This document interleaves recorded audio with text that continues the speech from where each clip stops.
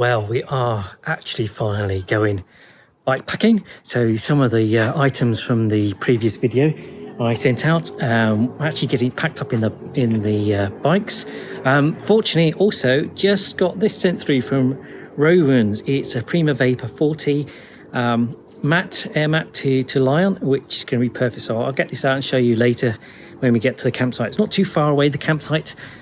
I've got I broke my toe the other week and I've damaged my calf, so I'm not pedaling far.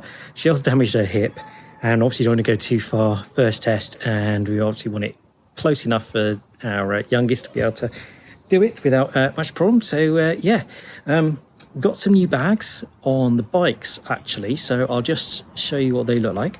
So this is our youngest mountain bike, and I got new one of these saddle type bags. I'll show you later, but the small Roban sleeping bag, lightweight Roban sleeping bag I showed you last week, is actually down on the inside in there, and this sort of wraps over like a dry bag, seals up and then clips on, and he hasn't finished packing that, so that's going to come up the back there. It means no panniers or anything on the back. I've got to clip the straps in and everything to get that clear of the wheel, but it means no panniers or anything fitted on. It just fits underneath there. So you see a lot of bike packing bags like that, and this is one I just got from Amazon. I'll show you some of the details of it later, but it's got extra pockets and stuff like that over it, and bungee cord to store a few extra bits and stuff like that. So he's taking his stuff. He's actually going to bivvy, I think. He likes his bivvy bag. So that's Shell's bike. On the front here we've got our cool bag that just clips on the front. She's taking that. I do have an extra pannier rack on the back, but I won't fit that if she doesn't need it on. Let me get over to my bike, which is getting pretty loaded up. So I've got the Pioneer 3EX Roban tent. So it's a 3-man tent, so we can all fit in there tonight, but Tom likes to try his bivvy in, so he's going to do that. And then just starting to fill up the panniers with various bits and pieces in there. That one's not filled the other side yet. Then I've got some of these saddlebags. Now this saddlebag here, I won't get it out just yet, but it's got a pump, it's got tools, it's got punch repair kit. It's got a little pump that folds down really small, and we fixed a puncturing Tom's bike yesterday with this little pump. And actually, for a little tiny pump, it pumped the bike tyre up to full pressure. It's got a little pressure gauge on it without much effort at all. And normally I find hand pumps a bit hit and miss on that, but it worked really well in that. So that's all our repair kit, emergency stuff in there. Panniers are secured on here. I've got a pannier rack on the back there, lightweight one on the back, fixed on the bike. But again, if you went for a very large bum bag, you might be able to get some stuff on, but you can see the amount of stuff I'm taking. Of course, you can take stuff out of the bag and split the tent up in the panniers and other tube mounted bags, but it's just easy on that. It fits perfectly snug, secured on the back of the pannier rack there, so that's good. A few other bags I've got on here.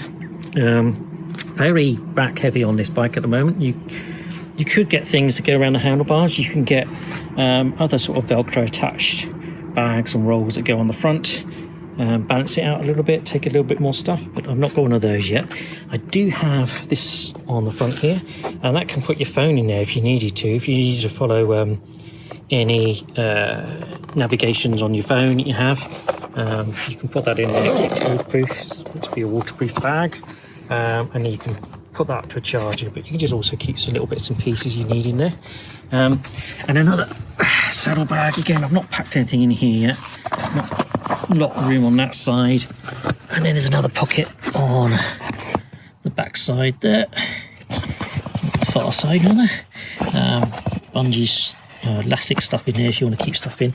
Not a lot of room because I've got my bottle cage there, so I want to see if I can get my bottle in, because I don't want to take that. So there we go. Yeah, I'm going to finish packing, and hopefully remember all the stuff at the campsite. See you soon.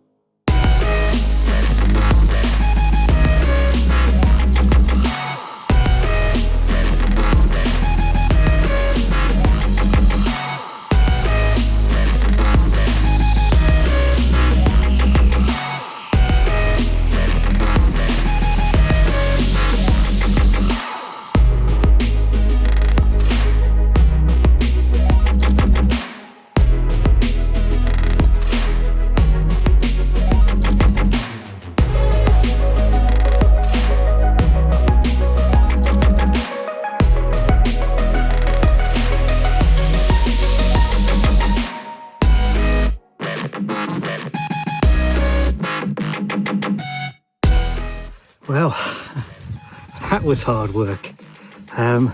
We are actually getting close to the they call the Shropshire Hills area and the Longmin.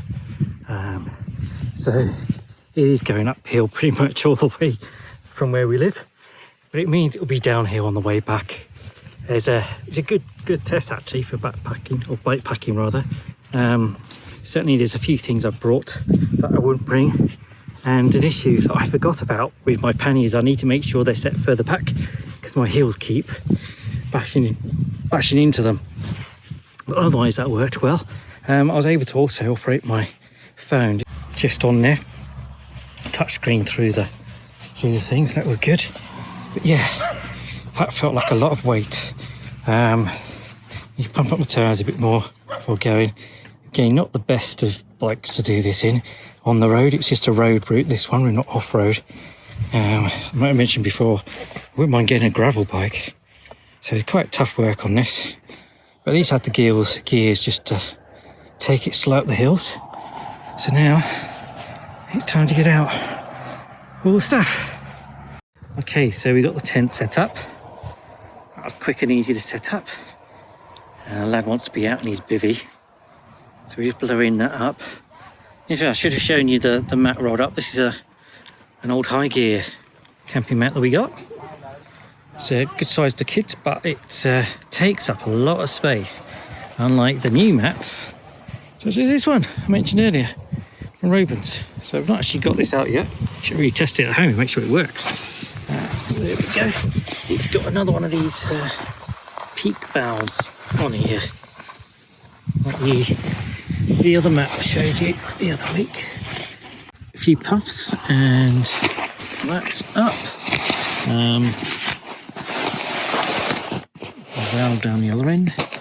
Here's the heading. I would say it looks fairly smart, doesn't it? When I saw this, I thought that's just ideal. Folds down to next to nothing. Very lightweight. I think the idea is you lie on these air pockets and it traps the air in between. Gives you a bit of insulation. Yeah, so just lying down on this so far. So, a nice shot of the tent. There's the bivvy bag. And the mat. And high-tech sleeping bag. Is that what you're saying tonight, mate? Yeah. Looking forward to it? Yeah. There we go. 2 mats set up. Time to get them set up in the tent. You okay over there? Yeah. You're a real adventurer tonight, aren't you? Pardon? You're a real adventurer tonight. Yeah. Mum and Dad are big softies in the tent, aren't we? Yeah.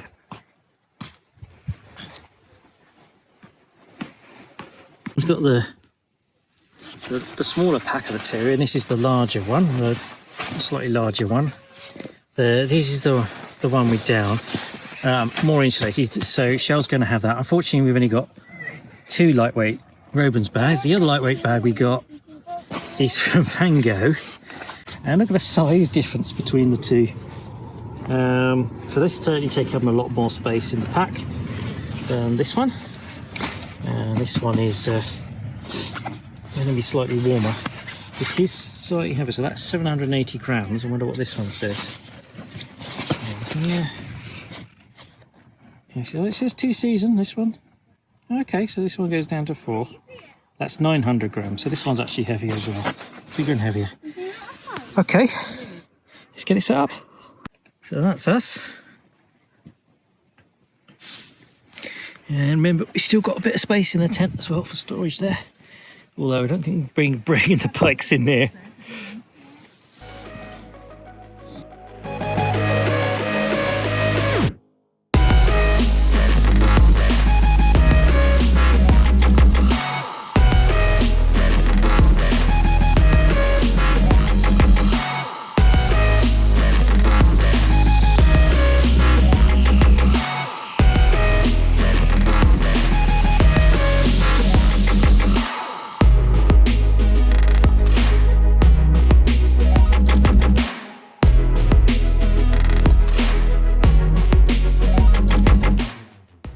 Right, in the tent now, just trying to keep warm in the sleeping bags. It's starting to get dark, and so sorry if the video quality is not so clear. We're at the low end of the tent, which is better for putting your feet, but because there's a slight gradient on the pitch, your head's slightly higher at this end, so head's to the bottom here. Sit up. I'm in the Mango sleeping bag, which has a very, you see that there, very tight toe box. I don't find that very comfortable. It takes some getting used to. Toe box is a little bit wider in this Robins one. So shall have that one. It's got more insulation in it.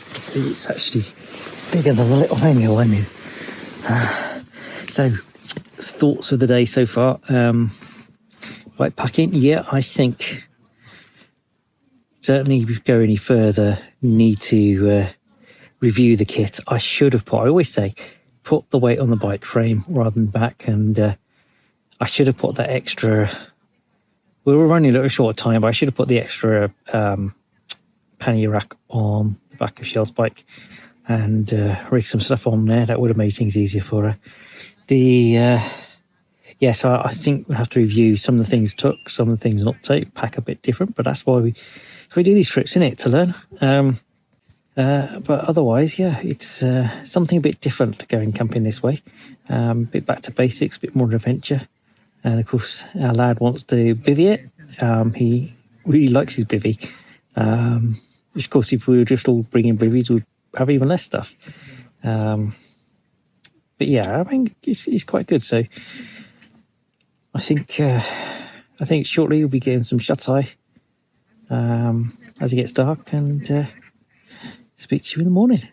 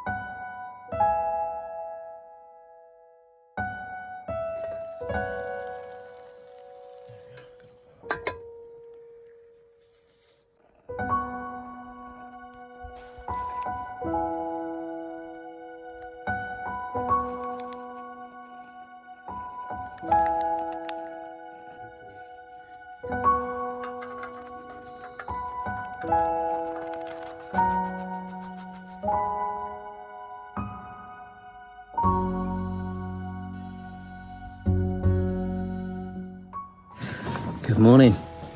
So we're all fueled up, ready for the next day adventures. So I just report on how it went. So start packing up the stuff in the sleeping bag, and in the tent rather. Just want to let you know how some of this stuff went. So the new Prima Vapor mat. I've been really impressed with this. You wouldn't expect it something like this, with just a few air chambers, to work so well, but it worked really well. It kept me well insulated from the ground, took the hardness of the ground away, and packs down some more. So that's a thumbs up there. Of course, we've also got the other mat over here. Let me get that out. Intact. There we go. So Shell used that one, and no problems with that. She also used the Robin sleeping bag, the Spur 250. Details there. Spur 250. You can see the Spur 250. There we go. So she did get a little cold in the night until she did the hood up and everything. Then she was fine. She often feels the cold more than me. That's typical, really. Which is why they do slightly different, sometimes different temperature ratings based on a man and a woman. So overall good night's sleep. Now, if you are coming from car camping, we're used to having really thick mats and air beds and things like that. And then you will find these lightweight backpacking ones a lot firmer. They're redesigned for primarily for insulation, so you don't get so cold on the cold ground. And these ones do a really good job at that. And also take some of the hardness of the ground away. What they won't do is give you a really deep, soft mat. So certainly after cycling yesterday and carrying the bag on back as well, and then lying here, it's just like this morning, it's like, oh, it stretched back. But yes, this for what they do, these ones have been working really well. Certainly be using those again. We had a little condensation issue on the tent, not really an issue, but on the how to fly again. It's just touching there. It does tend to sag and the guy lines tend to get loose. I don't think there's enough clearance between the inner tent and the fly. And there's only 2 of us in here, and it's not been that cold really. To get quite a lot of condensation, so airflow doesn't seem to be going too well from the front to the back. So we're just letting that dry out. But no dampness came into the inner tent, so that's good. Anyway, there you go. Time to try and get this lot back on the bike.